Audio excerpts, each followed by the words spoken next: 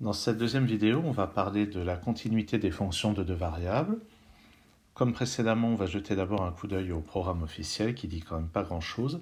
Dans ce paragraphe, il était question des boules de R2 et des ouverts, c'était le thème de la vidéo précédente. Donc, continuité d'une fonction définie sur un ouvert de R2, d'ailleurs, le fait que ce soit un ouvert n'a absolument aucune importance, à valeur dans R. On va parler de la représentation graphique d'une fonction de deux variables, et on nous dit qu'en fait, on est juste censé en parler en vitesse, et que l'étude de la continuité n'est pas un objectif du programme, mais j'ai prévu quand même de parler un petit peu plus de choses que ça, puisqu'il faut préparer aussi un certain nombre de sujets qui seront traités dans le programme de deuxième année. D'abord, je vais rappeler des choses sur les fonctions d'une variable. Ce qu'on appelle le graphe d'une fonction d'une variable, f définie sur un intervalle i, c'est le sous-ensemble de R2 des points de la forme xf de x, ce qui revient à dire les points xy tels que y soit égal à f de x. Donc il y a deux écritures de cet ensemble, l'écriture paramétrée et l'écriture sous forme de condition.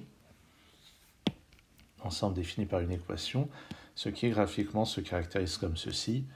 Pour chaque valeur de x en abscisse, on regarde l'ordonnée, c'est la valeur f de x, et on place les points comme ceci. Et là, j'ai dessiné le graphe d'une fonction qui est continue. La vision intuitive d'une fonction continue, c'est qu'on peut tracer le graphe sans lever le stylet, par opposition à une fonction discontinue, pour laquelle il pourrait y avoir des trous comme ceci. Mais ça, c'est ce dont on parlera un petit peu plus loin. Et bien de la même manière, on peut définir le graphe d'une fonction à 2 variables, à 3 variables, à 50 variables, et même une infinité de variables. C'est juste que si on veut dessiner, c'est plus limité si on a plus de 2 variables. Donc prenons une fonction de 2 variables, f, définie sur un ouvert, mais à vrai dire, ça n'a aucune importance que ça soit sur un ouvert.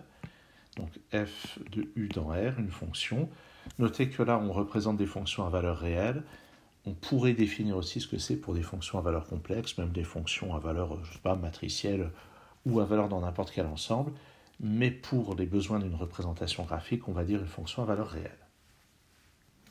Alors, donc le graphe de la fonction f, c'est l'ensemble paramétré où on prend x en abscisse, y en ordonnée, et en altitude la valeur de la fonction f au point de coordonnées xy.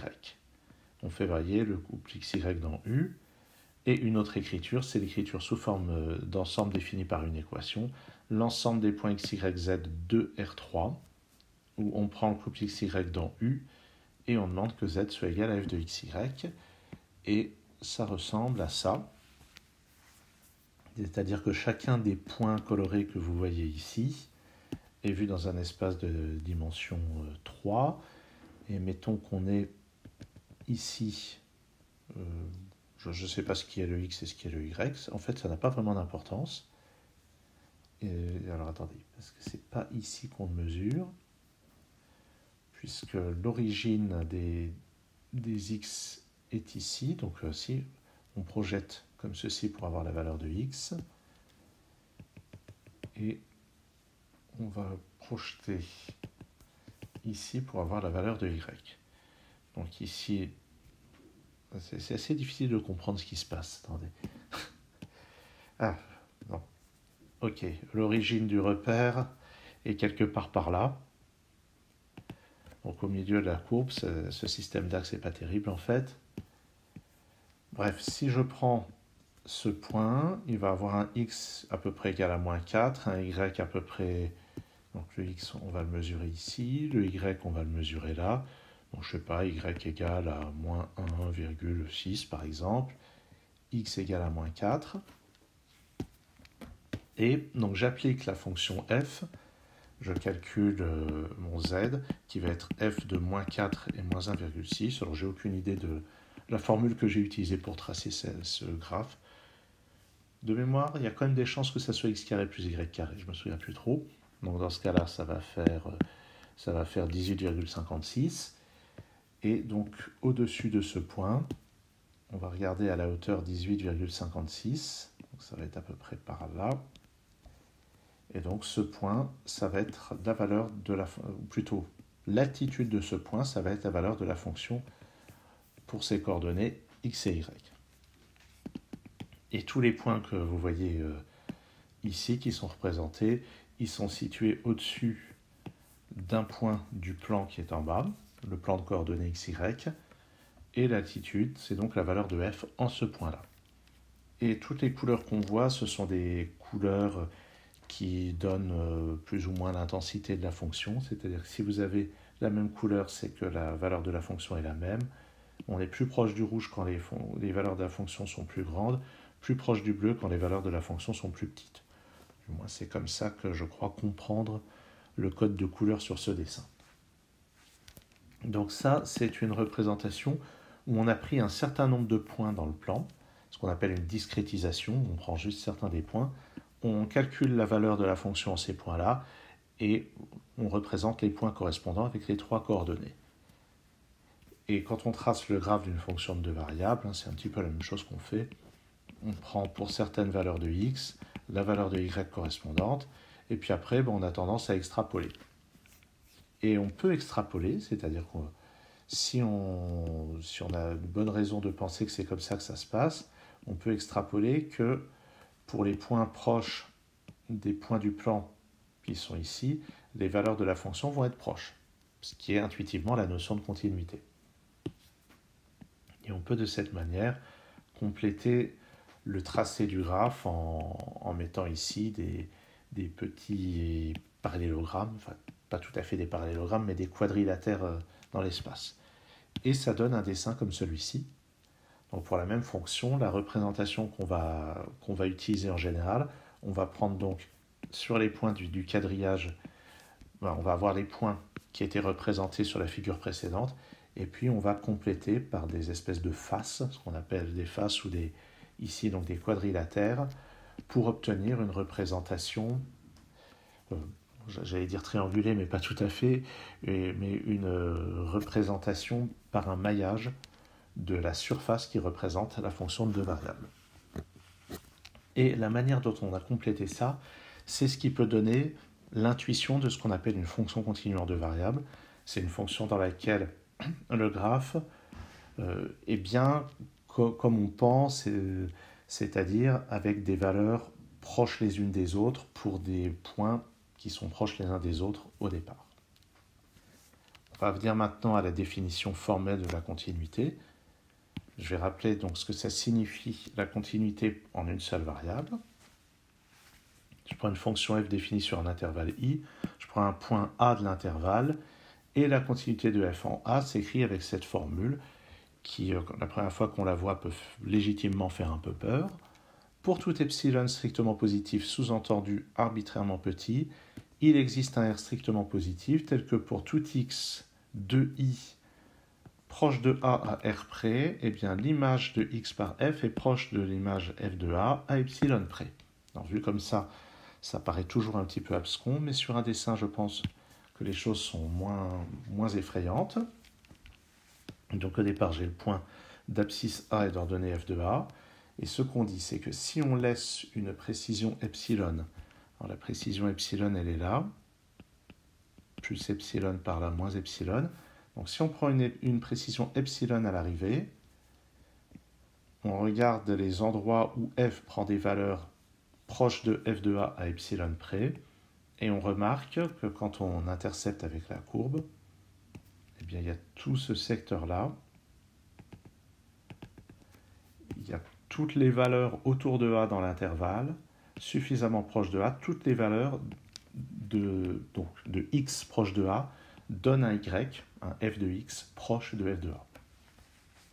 Donc si on regarde, c'est vraiment ça. Pour tout epsilon arbitrairement petit, si on cherche à avoir des valeurs de f proches de f de a à epsilon près, eh bien on est sûr qu'il y a au moins toutes les valeurs autour de a, dans un certain intervalle entre a moins r et a plus r. On sait que toutes les valeurs de x dans cet intervalle vont être solutions. Après, il peut y avoir d'autres solutions. On peut voir, il y a d'autres endroits où la fonction prend des valeurs dans cet intervalle, mais ce n'est pas ça qui nous intéresse. Ce qui nous intéresse, c'est qu'il y ait tout un intervalle autour de petit a qui soit solution. Autrement dit, quand on prend des valeurs proches de A au départ, ça va donner des valeurs proches de f de A à l'arrivée. Et vraiment, toutes les valeurs proches de A vont donner des valeurs proches de f de A à l'arrivée. Et en plusieurs variables, c'est la même chose. La différence, c'est que le dessin n'est pas bidimensionnel, il est tridimensionnel, mais la formule est la même.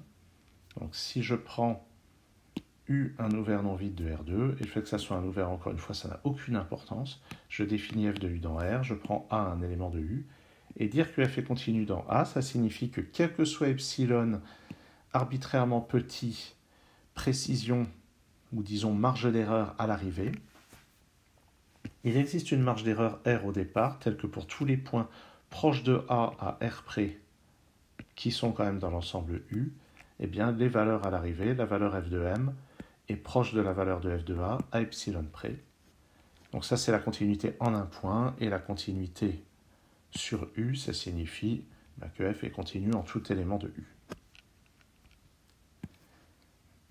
Et donc, ah oui, j'ai pas fait de dessin similaire, j'ai pas fait de dessin similaire à celui-ci, mais c'est ce qu'on observe là, c'est-à-dire que si on prend un point grand A ici et qu'on regarde la valeur f de grand A,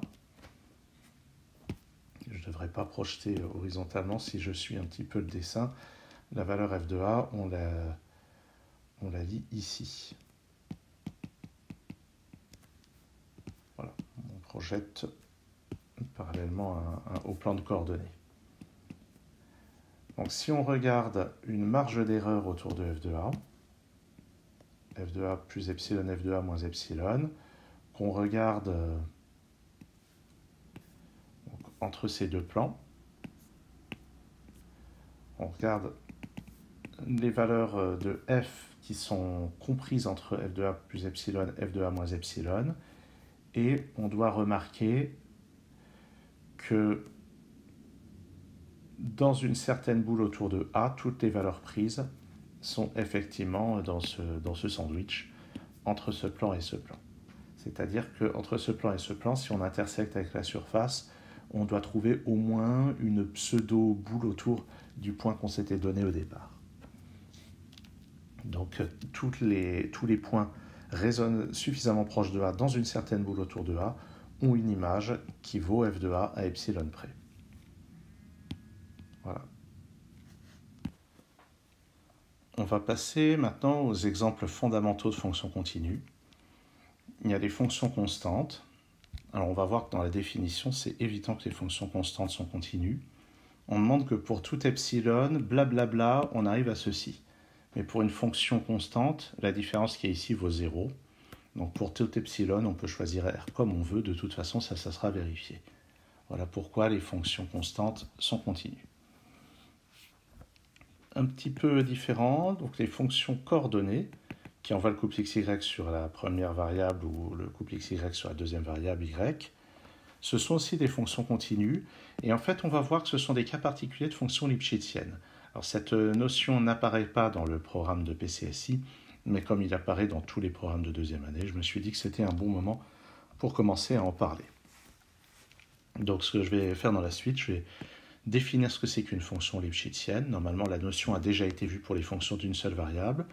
Je vais expliquer en quoi les fonctions coordonnées sont effectivement des fonctions lipschitziennes, les fonctions constantes aussi d'ailleurs, et après je démontrerai que les fonctions lipschitziennes sont continues, et puis on verra comment, à partir de ces fonctions-là, on peut construire des fonctions un petit peu plus compliquées pour lesquelles on a la continuité directement. Alors d'abord la définition. Donc au départ, je prends une partie U de E, de R2, peu importe que ça soit un ouvert, ça ne joue absolument aucun rôle. Je prends lambda, un nombre réel positif, et je définis ce que ça signifie qu'une fonction f soit lambda lipschitzienne, et ça signifie que pour tout couple mn de points dans l'ensemble U, l'écart à l'arrivée est majoré par lambda fois l'écart au départ. C'est-à-dire que si on a deux points à distance, à distance d, eh bien, les valeurs de la fonction sont donc les valeurs de la fonction au point m et au point n ont un écart qui est majoré par lambda fois d. Une autre manière de dire ça, c'est que si on forme le taux d'accroissement, qui va être donc l'écart au départ divisé par l'écart à l'arrivée, sous réserve bien sûr qu'on prenne 2 points différents, eh bien c'est majoré par la constante lambda, ce qui renvoie un petit peu aux histoires de dérivées pour les fonctions d'une seule variable. Alors il faut bien faire attention aux différences de notation. À l'arrivée, on a des nombres réels, donc l'écart est mesuré par la valeur absolue de la différence. Au départ, l'écart entre les points m et d, la distance entre m et d, c'est ce qu'on pourrait noter norme du vecteur mn. Et ici, je considère m et n eux-mêmes comme des vecteurs. Et à ce moment-là, on fait la différence des deux vecteurs m et n et on mesure la distance en prenant la norme euclidienne entre ces deux points. Donc voilà ce que signifie le fait que f soit lambda lipschitzienne. Et dire que f est lipschitzienne tout court, ça signifie qu'il existe un lambda comme ça. C'est-à-dire, il existe un lambda positif tel que, pour tout n dans U2, eh bien, on ait cette inégalité. Et c'est important de bien faire attention à l'ordre des quantificateurs. Quand on quantifie il existe lambda positif avant de mettre pour tout m et n, on dit bien que lambda est indépendant des nombres m et n. Donc une autre manière de voir ça, c'est de dire que la fonction qui envoie mn sur le quotient, alors bien sûr seulement pour les couples m et n distincts, ça revient à dire que cette fonction est bornée, que cette fonction est majorée. De toute façon, elle est minorée par 0, mais donc ça signifie que cette fonction quotient, cette fonction taux d'accroissement en quelque sorte est majorée. C'est ça qu'on appelle une fonction lipschitzienne. Et pour les fonctions d'une variable qui sont dérivables, ça revient grosso modo à dire que la dérivée est bornée. Alors, qu'est-ce qu'on a à dire? D'abord, quelques exemples de fonctions lipschitziennes ou pas. Les fonctions constantes sont de 0 lipschitziennes, hein, si on prend la définition, qui est d'avoir cette inégalité pour tout couple mn fois lambda. Si vous prenez une fonction constante, ça vaut 0, donc ça marche pour lambda égale à 0. Notez qu'elles sont 0 lipschitziennes, mais elles sont aussi 1 lipschitziennes. Elles sont aussi 2,53 lipschitziennes. En fait, les fonctions constantes sont lambda lipschitziennes pour n'importe quel lambda. Et ça, c'est un point que j'aurais pu mentionner sur la diapo précédente. C'est qu'on peut remarquer que si lambda convient, alors, eh bien, pour tout mu supérieur ou égal à lambda, mu convient aussi. C'est-à-dire que si une fonction est lambda lipschitzienne, elle est aussi lambda plus 1 lipschitzienne, elle est aussi lambda plus 250 lipschitzienne. Il n'y a pas unicité d'un nombre lambda qui marche. S'il y en a au moins un qui marche, il y en a une infinité qui marche, il y a tous les nombres plus grands que lambda qui marchent. On pourrait montrer que s'il y a un lambda qui marche, alors parmi tous les lambda solutions, il y en a un plus petit que les autres, mais ce n'est pas le thème de cette vidéo.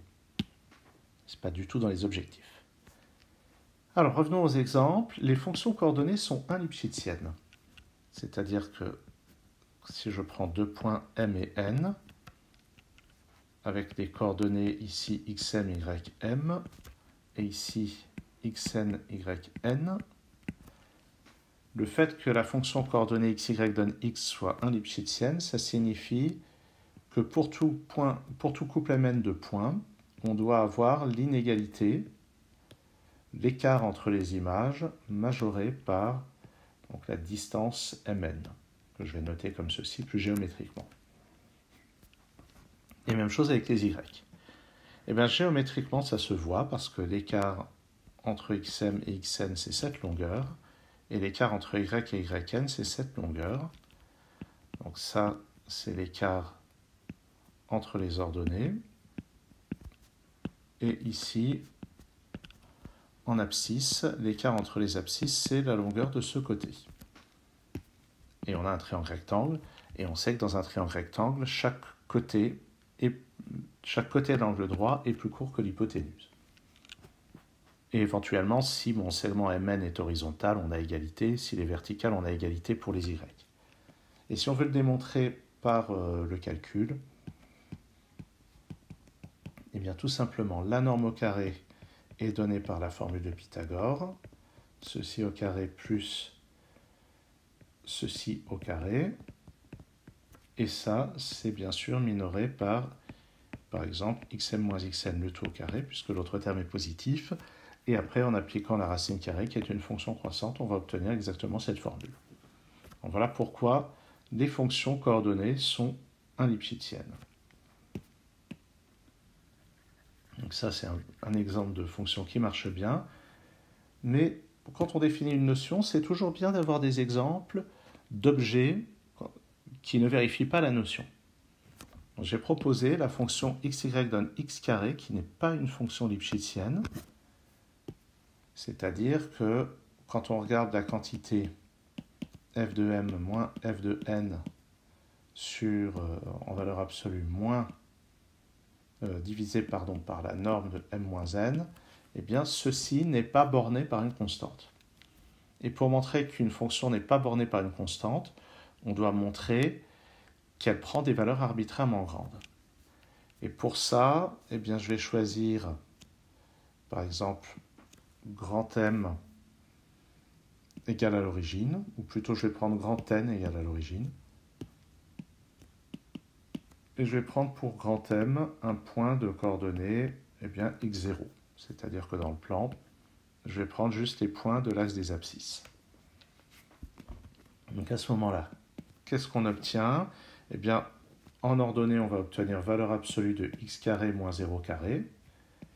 Et au dénominateur, ça va être l'écart entre ces deux points. Et l'écart entre ces deux points, c'est valeur absolue de x. Mais je vais prendre un x positif. Donc, oui, je n'ai même pas besoin de prendre x positif. On peut voir que ça donne valeur absolue de x. Et comme je disais, si on fait varier le point xy dans R de tout entier, eh bien valeur absolue de x va prendre des valeurs arbitrairement grandes. On peut dire par exemple que ceci tend vers plus l'infini quand x tend vers plus l'infini, ce qui prouve qu'il n'existe aucune constante qui majore tous les quotients qui interviennent ici.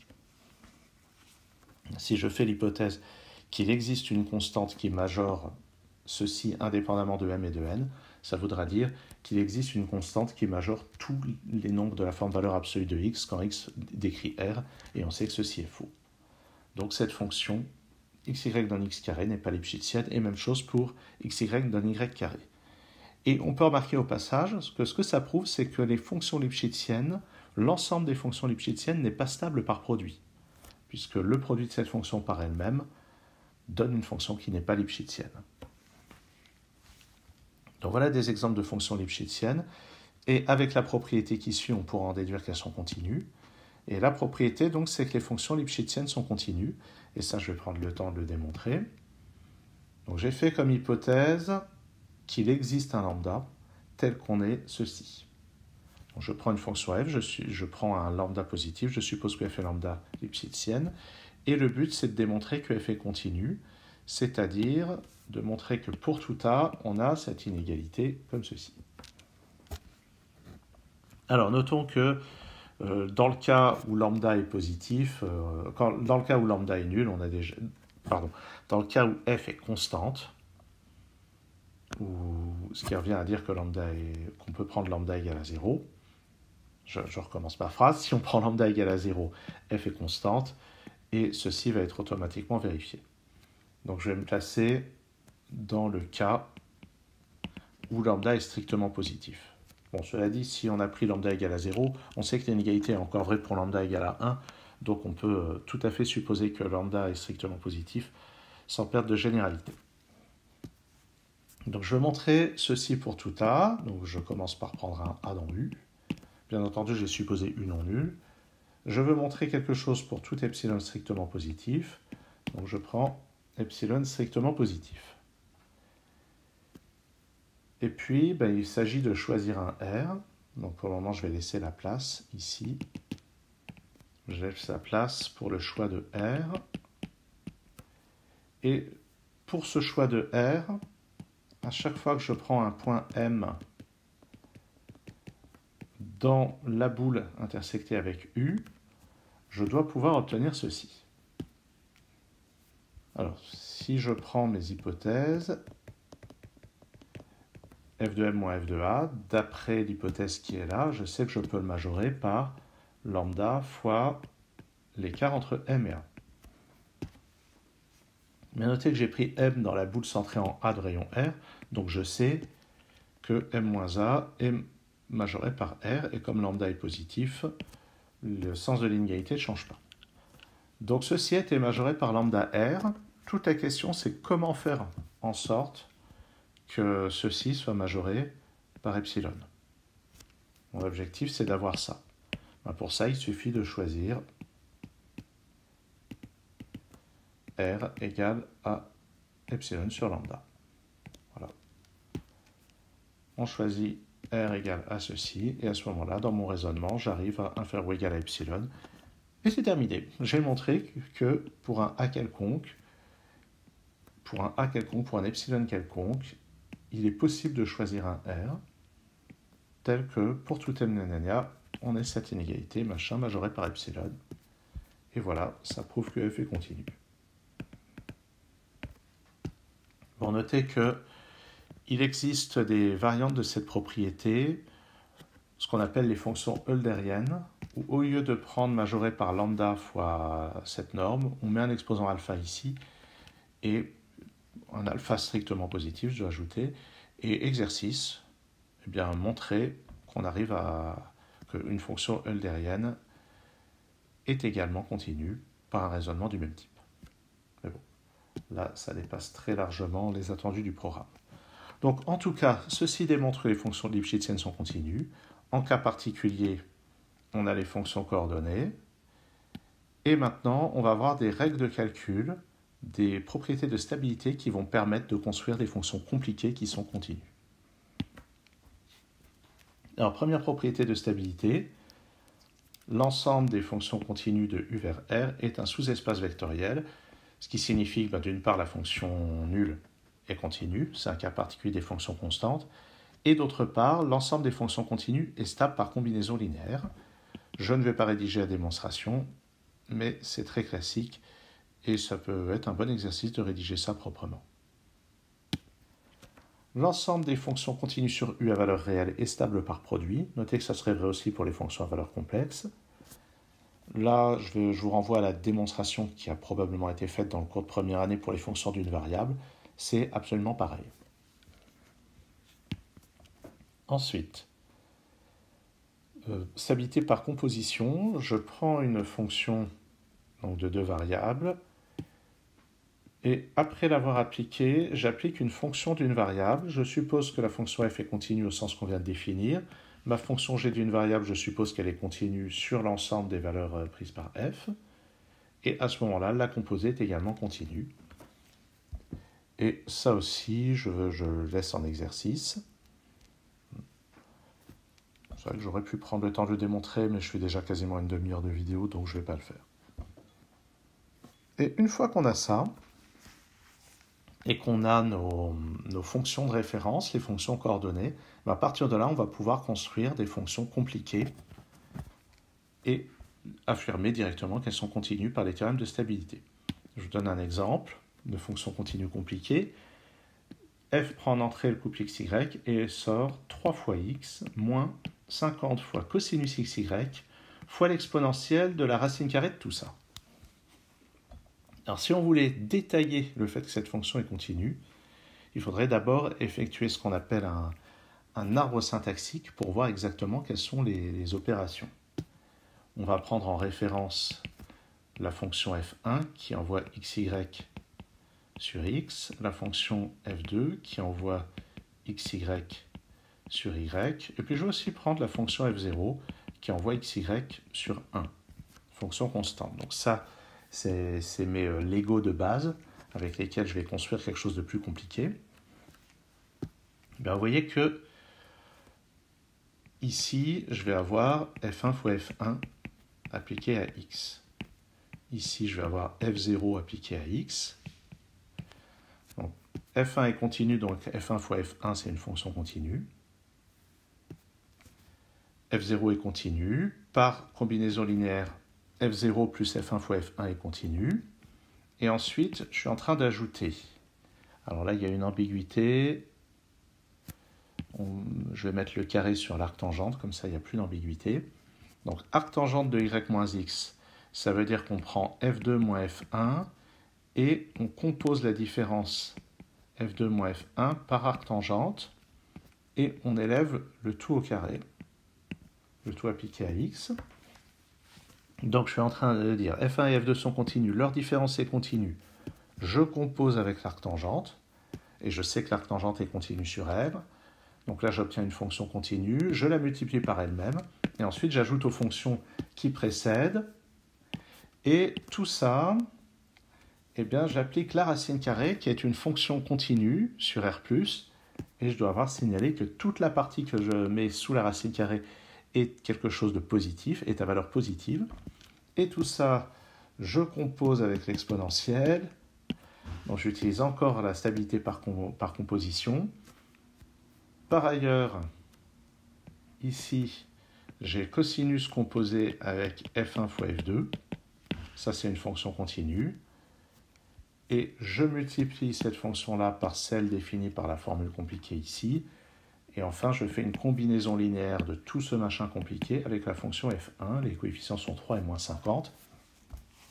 Et si je détaille tout ça, j'obtiens vraiment, en exploitant les trois propriétés de la page précédente, de stabilité par combinaison linéaire, par produit et par composition par une fonction d'une variable continue, et bien avec tout ça, j'arrive à justifier que f est continu.